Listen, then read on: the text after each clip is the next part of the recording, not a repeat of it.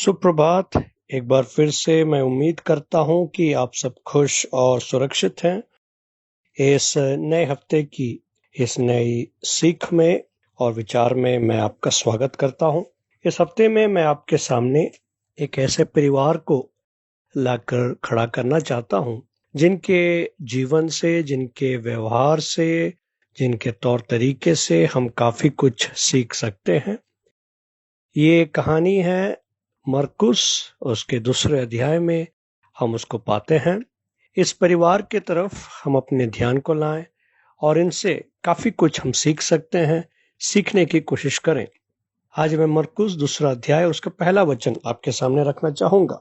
यहाँ लिखा है, कई दिनों के बाद वह फिर कफरनहूम में आया और सुना गया कि वो घर में है। प्रभु यीशु के विषय में कहा गया है कि कई दिनों के बाद प्रभु यीशु मसीह कफरनहूम में आया और यह सुना गया कि यीशु मसीह घर में है। ये किसका घर है? ये तो एक चर्चा का विषय है। कई लोग अलग अलग प्रतिक्रिया देते हैं, अलग अलग बातें कहते हैं, लेकिन हम ये समझते हैं कि जब प्रभु यीशु मसीह इस घर में आए तो लोगों को पता चला कि यीशु उस घर में है। अर्थात वो घर वालों ने इस बात को गुप्त नहीं रखा, छुपा कर नहीं रखा कि यीशु नाम की आशीष उस घर में मौजूद है। वो तैयार थे अपने पड़ोसियों को, अपने गांव वालों को ये खबर देने के लिए या पहुंचाने के लिए कि हमारे घर में यीशु है। वो छिपाना नहीं चाहते थे, वो इस बात को गुप्त रखना नहीं चाहते थे। वो ये नहीं चाहते थे कि अरे यीशु जो आशीष है, जो भलाई है, जो हमारे घर में है, उसको हम अपने घर में सीमित रखते हैं, लोगों को पता नहीं चलने देंगे। चलो यीशु हमारे घर में है, हम आनंद उठाते हैं और हम आशीष प्राप्त करते हैं। दूसरे लोगों को जो हो देखा जाएगा, जो हिंदी में कहते हैं ना, भाड़ में जाए, उस तरह का व्यवहार बिल्कुल नहीं था। उन्होंने ये उचित समझा कि लोगों को मालूम हो, पता चले कि यीशु मसीह उनके घर में है। हम कई बार जब कोई आशीष हमें मिलता है, कुछ भलाइयां हमें मिलती हैं, तो हम उन्हें गुप्त रखते हैं।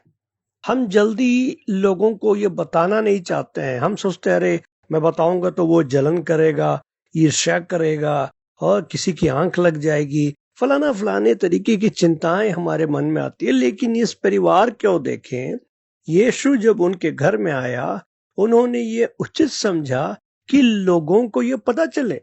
देखिए वहां क्या लिखा गया है, और यह सुना गया। किसने सुना? पड़ोसियों ने सुना। किसने सुना? गांव वाले ने सुना। किसने सुना? ऐसे पड़ोसियों ने भी सुना जिनका इस परिवार से बनता था, ऐसे पड़ोसी ने भी सुना जिनका इस परिवार से नहीं बनता था। हमारे आसपास में कितने लोग रहते हैं, किसी के साथ हमारी बनती है, किसी के साथ हमारी नहीं बनती है, किसी के साथ हम बातें करते हैं, किसी के साथ हम बात ही नहीं करते हैं, किसी को देखकर हम मुस्कुराते हैं, हाय हेलो पूछते हैं, किसी को देखकर हम मुंह फेर लेते हैं, बात भी नहीं करते हैं।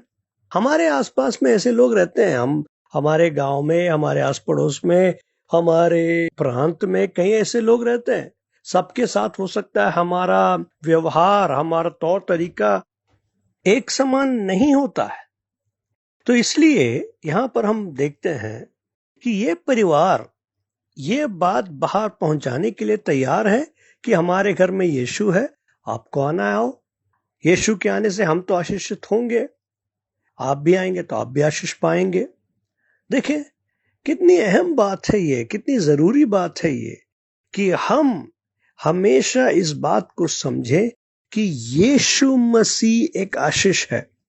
यीशु मसीह जिसने हमारे घर में हमें आशीष दिया, हमें आशीर्वाद दिया, हमें भलाइयां दी, हमें अनुग्रह दिया, हमें चंगाई दी और हमारे लिए रास्तों को खोला, वही यीशु मसीह दूसरे घरों में भी भलाई कर सकता है। तो यीशु मसीह केवल हमारे घर में सीमित ना रहे।